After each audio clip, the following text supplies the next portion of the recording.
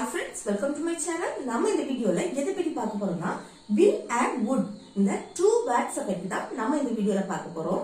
Friends, வீடியோக்குள்ள போறதுக்கு முன்னாடி நம்ம சேனலை first time பாக்குறீங்கன்னா subscribe பண்ணுங்க. இந்த வீடியோ உங்களுக்கு பிடிச்சிருந்தா லைக் பண்ணுங்க.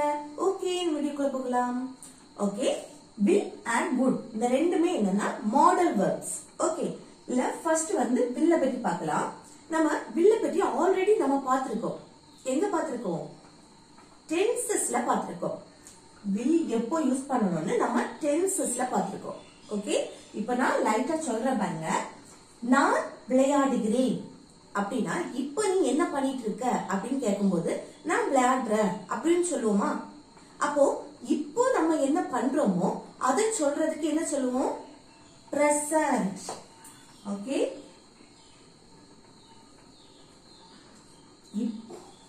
இப்போ நான் விளையாடுறேன். அப்போ இப்போ நடக்கக்கூடிய செயலை சொல்லும் போது நம்ம என்ன யூஸ் பண்ணோம்? பிரசன்ட். இது நான் விளையாடினேன், ஆல்ரெடி நான் விளையாடிட்டேன், விளையாடி முடிஞ்சாச்சு. அப்போ ஆல்ரெடி நடந்து முடிஞ்ச செயலை சொல்லும் போது நான் விளையாடினேன், ஆல்ரெடி நடந்து முடிஞ்சாச்சு. அப்போ அத பாஸ்ட்னு சொல்லுவோம். முடிஞ்சதை பற்றி பேசும்போது பாஸ்ட். ஓகே, பிரசன்ட்னா இப்போ நடக்கிறது, பாஸ்ட்னா ஆல்ரெடி நடந்து முடிஞ்சது. இனிமேல் தான் நடக்க போகுது அப்படின்னா என்ன? இனிமேல் தான் அது நடக்க, ஒரு விஷயம் இனிமேல் தான் நடக்க போகுது அப்படின்னா அததான் ஃபியூச்சர்னு சொல்லுவோம். ஓகே, இனிமேல் ஒரு செயல் நடக்க போகுது, இனிமேல் தான் நான் விளையாடுவேன் அப்படின்னா அத ஃபியூச்சர்னு சொல்லுவோம். இந்த மூணுக்குள்ள டிஃபரன்ஸ் தெரிஞ்சுல? பிரசன்ட்னா இப்போ நடக்கிறது, பாஸ்ட்னா ஆல்ரெடி நடந்து முடிஞ்சது, ஃபியூச்சர்னா இனிமேல் நடக்க கூடியது. ஓகே, இப்போ இந்த will எங்க யூஸ் பண்ணணும்? இப்ப பாருங்க, நான் விளையாடுகிறேன், இது பிரசன்ட்ல நடக்கு. அப்போ I play. ஓகே, நான் விளையாடுகிறேன். இது நான் விளையாடினேன் அப்படின்னா ஆல்ரெடி நடந்து முடிஞ்சது. அப்போ எப்படி சொல்லணும்னா I played. ஐங்கிறது சப்ஜெக்ட், பிளேங்கிறது வெர்பு. அப்போ பாஸ்ட்ல நடக்கும்போது சொல்லும் போது நம்ம பிளே பிரசன்ட் வெர்பு வந்து எப்படி மாறும்? பாஸ்ட் வெர்பா மாறும்போது ed கூட ஆட் பண்றோம். ஆனா எல்லாத்துக்குமே ed ஆட் பண்ணணும்னு கிடையாது. இப்ப பாருங்க, I eat அப்படின்னா நான் சாப்பிடுகிறேன். Okay, I eat. இது பாஸ்ட்ல அத சொல்லணும்னா நான் சாப்பிட்டேன் அப்படின்னா I ate. ஓகே, இப்படிதான் நம்ம பாஸ்ட் எழுதணும். ஓகே, அடுத்து பாருங்க, நான் விளையாடுவேன், அது இனிமேல் தான் ஃபியூச்சர்ல நடக்க போகுது. அப்ப நம்ம என்ன சேர்க்கணும்? கூட will ஆட் பண்ணணும். ஓகே, ஃபியூச்சர்ல தான் will ஆட் பண்ணணும். ஃபர்ஸ்ட் சப்ஜெக்ட் I, அடுத்து என்ன? will மாடல் verb will, அடுத்து என்ன? விளையாடுவேன் verb. அப்போ விளையாடுறதுக்கு இங்கிலீஷ்ல play. இப்போ இந்த verb வந்து எப்பவுமே present formல தான் இருக்கும் ஃபியூச்சருக்கு. ஓகே, இப்போ புரிஞ்சுல? எப்போ will சேர்க்கணும்? ஃபியூச்சர் ஃபார்முக்கு தான் will சேர்க்கணும். I will play, நான் விளையாடுவேன். ஓகே, நம்ம இப்போ willனா என்னன்னு சொல்லிட்டு பார்த்தோம். இனி அதோட ஸ்ட்ரக்சர் பார்க்க போறோம். இப்ப பாருங்க, ஸ்ட்ரக்சர் எப்படி இருக்கணும்னா சப்ஜெக்ட் இருக்கணும், அடுத்து will இந்த மாடல் verb இருக்கணும், அடுத்து verb. இந்த verb present formல இருக்கணும். ஓகே, சப்ஜெக்ட்னா என்ன? நான் நிறைய வீடியோஸ்ல போட்டிருக்கேன். சப்ஜெக்ட் அப்படின்னா ஒரு செயலை யார் பண்றாங்களோ அவங்க தான் சப்ஜெக்ட். இப்போ சப்ஜெக்ட் அப்படின்னா I, you, we, they, he, she, it, name. இததான் நம்ம சப்ஜெக்ட்னு சொல்லுவோம். ஓகே, அடுத்து will. willனா ஃபியூச்சர்ல நடக்க போகும்போது நம்ம will யூஸ் பண்ணணும். அடுத்து verb. verbனா நம்ம செய்யக்கூடிய செயல் அல்லது வேலையை தான் வெர்ப்னு சொல்லுவோம். நம்ம செய்யக்கூடிய செயல் அல்லது வேலை, அந்த செயலை யார் பண்றாங்களோ அவங்க சப்ஜெக்ட், நம்ம செய்யக்கூடிய செயல் அல்லது வேலையை வெர்ப்னு சொல்லுவோம். அந்த வெர்ப் பிரசன்ட் ஃபார்ம்ல இருக்கணும். ஓகே, இப்போ எக்ஸாம்பிள் பார்க்கும்போது உங்களுக்கு புரியும். நான் அடுத்த வாரம் சென்னைக்கு போவேன். இது எப்போ நடக்கும்? அடுத்த வாரம் தான் நடக்கும். அப்போ அடுத்த வாரம் நடக்கிறதுக்கு நம்ம என்ன யூஸ் பண்ணுவோம்? ஃபியூச்சர். அடுத்த வாரம் நடக்கிறது என்ன சொல்லுவோம்? ஃபியூச்சர்னு சொல்லுவோம். அப்போ ஃபியூச்சர்னா என்ன யூஸ் பண்ணணும்?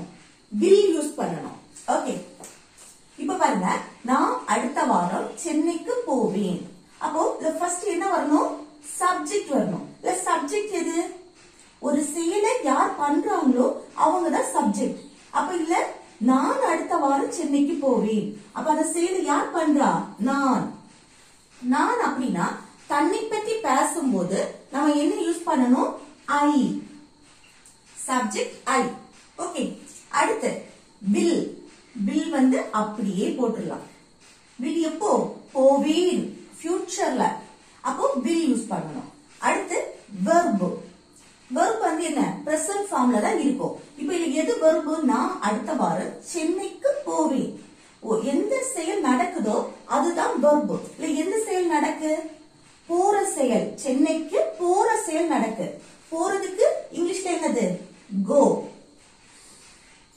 அடுத்து எங்க போறது? சென்னைக்கு. அப்போ இங்க பாருங்க, இக்கு, சென்னைக்கு. இக்குன்னு சேர்க்கும்போது டு சென்னை. எப்போ போறது? அடுத்த வாரம். அடுத்த வாரம்னா நெக்ஸ்ட் வீக்.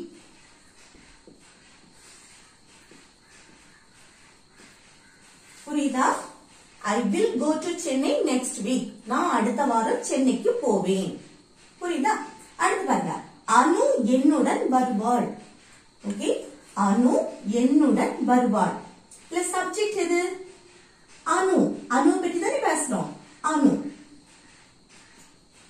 அனு. அடுத்து என்ன? வருவாள். அது ஃபியூச்சர்ல நடக்க போகுது. அப்போ will. அடுத்து verb. என்ன verb? அனு என்னுடன் வருவாள். வார செயல் நடக்கு. ஓகே, வருகிறதுக்கு இங்கிலீஷ்ல என்னது? come. அடுத்து யார் கூட? என்னுடன். அப்போ உடன் அப்படின்னு சொல்லும் போது நம்ம என்ன யூஸ் பண்ணணும்? with. என்னுடன், அவளுடன், அவனுடன், அப்படி உடன் யூஸ் பண்ணும்போது with போடணும். அடுத்து என்னுடன், with me. இது எப்போ with ஆட் பண்ணணும், எப்போ to ஆட் பண்ணணும், இது எல்லாமே நான் டே 3 கிளாஸ்ல வீடியோ போட்டிருக்கேன். அதை பார்த்துட்டு இதை பார்க்கும்போது உங்களுக்கு கூட கொஞ்சம் புரியும். ஓகே. அடுத்து பாருங்க, நாங்கள் சமைப்போம். அப்ப இல்ல சப்ஜெக்ட் என்ன? நாங்கள். சமைக்கிற வேலையை யார் பண்றா? நாங்கள். அப்போ நாங்கள் அப்படின்னா we. அடுத்து என்ன? will. சமைப்போம், ஃபியூச்சர்ல நடக்குது. அப்போ we will. அடுத்து verb. verb என்னது? சமைக்கிற செயல் நடக்கு. அப்ப சமைக்கிறதுக்கு இங்கிலீஷ்ல என்னது? cook. புரியுதா? இப்போ நம்ம வில்ல பத்தி கிளியரா பார்த்துட்டோம். உங்களுக்கு புரிஞ்சிருக்கும்னு நினைக்கிறேன். ஓகே, நம்ம இதுவரை வில்ல பத்தி பார்த்தோம். இனி நம்ம wood பத்தி பார்க்க போறோம். woodங்கிறது ஒரு மாடல் verb. இது வில்லோட பாஸ்ட் ஃபார்ம் தான் woodன்னு சொல்லுவோம். ஓகே, இப்போ wood எப்போ யூஸ் பண்ணணும் அப்படின்னா, நீங்க பாஸ்ட்ல, அதாவது ஆல்ரெடி நடந்து முடிஞ்சாச்சு, ஆல்ரெடி நடந்து முடிஞ்சதை தான் பாஸ்ட்னு சொல்லுவோம். அப்படி பாஸ்ட்ல ஒரு விஷயத்த கண்டினியூஸா நீங்க பண்ணிட்டே இருந்திருப்பீங்க. ஓகே, ஆனா இப்ப அத பண்ணல. ஆனா பாஸ்ட்ல கண்டினியூஸா ஒரு செயல் நடந்துட்டே இருந்திருக்கு. அத சொல்லும் போது நம்ம would யூஸ் பண்ணணும். இப்ப பாருங்க, நான் வந்து காலேஜ் படிக்கும் போது டெய்லி 5 மணிக்கு எழுந்திருப்பேன். இல்ல என்ன? காலேஜ் படிக்கும் போது டெய்லி 5 மணிக்கு எழுந்திருப்பேன். அப்ப இது என்ன? ரெகுலர் ஹாபிட்ஸாவே இருந்திருக்கு. 5 மணிக்கு எழுந்திருக்கிறது எப்போ? காலேஜ் படிக்கும்போது. பாஸ்ட்ல நடந்து முடிஞ்சாச்சு. இப்படி ஒரு செயல் பாஸ்ட்ல ரெகுலராவே நடந்துட்டே இருக்கு அப்படின்னா அங்க would யூஸ் பண்ணணும். ஓகே, இப்போ நான் வந்து சின்ன பையனா இருக்கும்போது நான் டெய்லி கிரிக்கெட் விளையாட போவேன். அப்ப என்ன? இது பாஸ்ட்ல ரெகுலரா நடந்துட்டே இருக்கு. ஓகே, புரியுதா? அடுத்த எக்ஸாம்பிள் என்னன்னா, இப்போ நம்ம வந்து ஒரு நடக்காத ஒன்றை நம்ம நடக்கிறது போல கற்பனை பண்ணுவோம்ல, அப்பவும் would யூஸ் பண்ணணும். எப்போ நடக்காத ஒன்றை நடக்கிறது போல இமேஜின் பண்ணுவோம், அப்போ would யூஸ் பண்ணணும். இப்போ நம்ம பக்கத்துல நிறைய சின்ன பசங்க விளையாடிட்டு இருக்காங்க. அப்போ விளையாடும் போது இவங்களை பார்த்தா என்ன தோணும்? நானும் இந்த சின்ன குழந்தையா இருந்திருந்தா இவங்களை போல ஜாலியா விளையாடிட்டு இருந்திருப்பேன் அப்படின்னு தோணுமா? இதேதான், நடக்காத ஒன்றை நடக்கிறது போல நம்ம இமேஜின் பண்ணும்போது அதுல would யூஸ் பண்ணணும். ஃபர்ஸ்ட் எங்க would யூஸ் பண்ணணும்? பாஸ்ட்ல ரெகுலரா நம்ம ஒரு விஷயத்த பண்ணிட்டே இருந்திருப்போம், அத இப்ப சொல்லும் போது would யூஸ் பண்ணணும். அதே போல நடக்காத ஒன்றை நடக்கிறது போல இமேஜின் பண்ணுவோம்ல, அப்பவும் would யூஸ் பண்ணணும். அடுத்து எப்போ would யூஸ் பண்ணணும்னா, இப்போ நம்ம லீவுக்கு தாத்தா வீட்டுக்கு போறோம். தாத்தா வீட்டுக்கு போகும்போது அங்க நம்ம ஜாலியா விளையாடிட்டு இருந்திருப்போம். அப்போ சாயங்காலம் வந்ததும் அப்பா சொல்லுவாங்க நம்ம வீட்டுக்கு போவோம். அப்ப நம்ம என்ன சொல்லுவோம், அப்பா இங்கே நிப்போம், இங்க நிக்க நான் விரும்புறேன் அப்படின்னு சொல்லுவோமா? அந்த நம்ம ஆசைப்படுறது, நம்ம விருப்பப்படுறது இதெல்லாம் சொல்லும் போது நம்ம would யூஸ் பண்ணணும். நான் இங்க நிக்க விரும்புறேன் அப்படின்னு சொல்லுவோம்ல, இப்படி நம்ம விரும்புறத சொல்லும் போது would யூஸ் பண்ணணும். அடுத்து இன்னொரு எக்ஸாம்பிள். இப்போ நம்ம வந்து ஷாப்பிங் போறோம். அப்போ அப்பா வரல, வராத போது நம்ம என்ன சொல்லுவோம், அப்பா நீங்க வரணும்னு நான் ஆசைப்படுறேன், நீங்க வரணும்னு நான் விரும்புறேன் அப்படின்னு சொல்லுவோம்ல. இப்படி நம்ம விரும்புவத சொல்லும் போது நம்ம would யூஸ் பண்ணணும். ஓகே, would எங்கெல்லாம் யூஸ் பண்ணணும் தெரியும்ல. இனி எக்ஸாம்பிள் பார்க்கும்போது உங்களுக்கு கொஞ்சம் கூட புரியும். ஓகே, இப்போ would-ஓட ஸ்ட்ரக்சர் எப்படி இருக்கும்னு பார்க்கலாம். Subject plus would plus verb present ஃபார்ம்ல இருக்கும். சப்ஜெக்ட்னா என்னன்னு தெரியும் தானே? ஒரு செயலை யார் பண்றாங்களோ அவங்க தான் subject. சப்ஜெக்ட்னா I, you, we, they, he, she, it, names. இததான் சப்ஜெக்ட்னு சொல்லுவோம். அப்புறம் would. அடுத்து என்ன? verb. verbங்கிறது நம்ம செய்யக்கூடிய செயல் அல்லது வேலையை தான் verbன்னு சொல்லுவோம். ஓகே, இந்த verb present ஃபார்ம்ல இருக்கும். ஓகே, இப்போ ஸ்ட்ரக்சர் என்னன்னு சொல்லிட்டு தெரியும். அடுத்து நம்ம கொஞ்சம் எக்ஸாம்பிள்ஸ் பார்ப்போம். அப்போ உங்களுக்கு கூட கொஞ்சம் புரியும். இப்ப பாருங்க, நாங்கள் தினமும் மணிக்கணக்காக விளையாடுவோம். அப்போ இது வந்து பாஸ்ட்ல ரெகுலர் ஹாபிட்ஸாவே நடந்திருக்கு. தினமும் மணிக்கணக்காக விளையாடுவோம். ஓகே, புரியுதா? இல்ல ஃபர்ஸ்ட் பாருங்க, ஃபர்ஸ்ட் என்ன இருக்கணும்? சப்ஜெக்ட் இருக்கணும். அப்போ நாங்கள் தினமும் மணிக்கணக்காக விளையாடுவோம். இல்ல சப்ஜெக்ட் என்ன? நாங்கள். அப்ப என்ன வரும்? we. அடுத்து would. அதுக்கப்புறம் verb. verb வந்து present ஃபார்ம்ல இருக்கணும். இல்ல verb எது? நாங்கள் தினமும் மணிக்கணக்காக விளையாடுவோம். இல்ல என்ன செயல் நடக்கு? விளையாடுற செயல். அப்ப விளையாடுறது தான் என்ன? verb. விளையாடுறதுக்கு இங்கிலீஷ்ல play. அடுத்து எப்போ? மணிக்கணக்காக. மணிக்கணக்காக இப்படி hours, அடுத்த days, month, year இப்படி எல்லாம் சொல்லும் போது for யூஸ் பண்ணணும். ஓகே, hours, அடுத்து month, days, years இப்படி சொல்லும் போது for யூஸ் பண்ணணும். அடுத்து மணிக்கணக்காக hours. அடுத்து என்ன? தினமும். தினம்னா everyday. ஓகே, அடுத்த எக்ஸாம்பிள் பாருங்க. நான் சிறுவனாக இருக்கும் போது நான் நன்றாக படிப்பேன். ஓகே, நான் சிறுவனாக இருக்கும் போது இதுவும் என்னது? ரெகுலரா பாஸ்ட்ல நடந்த செயல். நான் சிறுவனாக இருக்கும் போது நான் நன்றாக படிப்பேன். அப்போ நான் சிறுவனாக இருக்கும் போது அது ஜெனரலா சொல்லியது. அடுத்து நான் நன்றாக படிப்பேன், அதுதான் நம்ம ஸ்ட்ரக்சர். ஓகே, இந்த would ஸ்ட்ரக்சர் படி என்ன இருக்கு? நான் நன்றாக படிப்பேன். எப்போ? சிறுவனாக இருக்கும் போது. ஃபர்ஸ்ட் நம்ம இதை எடுப்போம். நான் நன்றாக படிப்பேன். நான் அப்படின்னா I, சப்ஜெக்ட் I. அடுத்து என்ன யூஸ் பண்ணணும்? would. அடுத்து என்ன செயல் நடக்கு? படிக்கிற செயல். அப்ப படிக்கிறதுக்கு இங்கிலீஷ்ல என்னது? ஸ்டடி. அடுத்து நன்றாக படிப்பேன். நன்றாக அப்படின்னா ஸ்டடி வெல். ஓகே, அடுத்து பாருங்க, நான் சிறுவனாக இருக்கும் போது. எப்போ? எப்போ நல்லா படிப்பான்? சிறுவனாக இருக்கும் போது.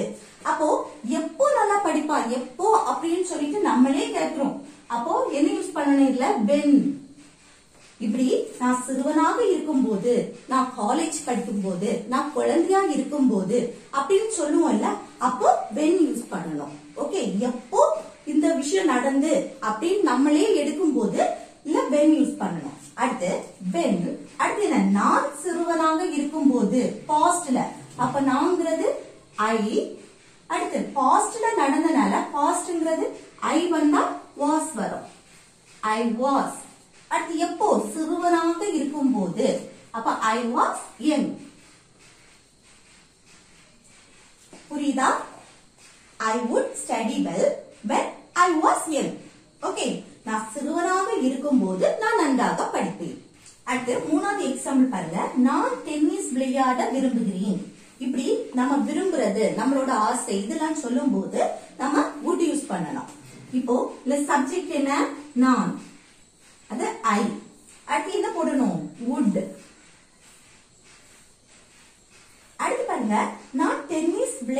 விரும்புகிறேன். இதே போல விளையாடுவோம், படிப்பேன் அப்படின்னா மெயின் வெர்ப் ஆட்டோமேட்டிக்காவே இல்ல எழுதிடலாம். ஆனா இங்க என்ன விளையாட விரும்புகிறேன், விரும்புகிற இது செயல் நடக்கு. அப்போ அது என்ன விரும்புகிறதுக்கு இங்கிலீஷ்ல என்னது லைக். ஓகே, இதுதான் வெர்பா வரும். அடுத்து மெயின் வெர்ப் அதுக்கு அடுத்துதான் எழுதணும். மெயின் வெர்ப் என்ன விளையாடுகிறது, விளையாட. இப்படி லைக் லவ் இப்படி இருந்துன்னா அதுக்கு அடுத்து நம்ம மேக்ஸிமம் டு போடணும். டு பிளே அடுத்த வெர்ப் டு பிளே. ஓகே, புரியுதா? இப்போ லைக் லவ் இப்படி வந்துச்சுன்னா அடுத்து நம்ம மெயின் வெர்ப் எழுதுவோம். மெயின் வெர்புக்கு முன்னாடி டு யூஸ் பண்ணணும். ஓகே, மெயின் வெர்புக்கு முன்னாடி ஒன்லி டு யூஸ் பண்ணணும். இல்லைன்னா ing யூஸ் பண்ணணும். பிளேயிங். இது நான் விளையாட அப்படின்னா டு பிளே. நான் சாப்பிட அப்படின்னா டு ஈட். நான் தூங்க அப்படின்னா டு ஸ்லீப். ஓகே, நான் படிக்க அப்படின்னா டு ஸ்டடி. இப்படி விளையாட, சாப்பிட, படிக்க அப்படின்னா அதுக்கு முன்னாடி நம்ம டு யூஸ் பண்ணுவோம். To play. அடுத்து என்ன விளையாடுறாங்க? டென்னிஸ். அப்போ டு பிளே டென்னிஸ். புரியுதா? I would like to play tennis. நான் டென்னிஸ் விளையாட விரும்புகிறேன். ஓகே, இப்போ நம்ம இந்த வீடியோல willனா என்ன, woulda என்னன்னு சொல்லிட்டு நம்ம பார்த்தோம். உங்களுக்கு புரிஞ்சிருக்கும்னு நினைக்கிறேன். ஃப்ரெண்ட்ஸ், இந்த வீடியோ உங்களுக்கு பிடிச்சிருந்தா லைக் பண்ணுங்க, ஷேர் பண்ணுங்க, கமெண்ட் பண்ணுங்க. ஓகே, நெக்ஸ்ட் வீடியோல பார்க்கலாம். Thanks for watching.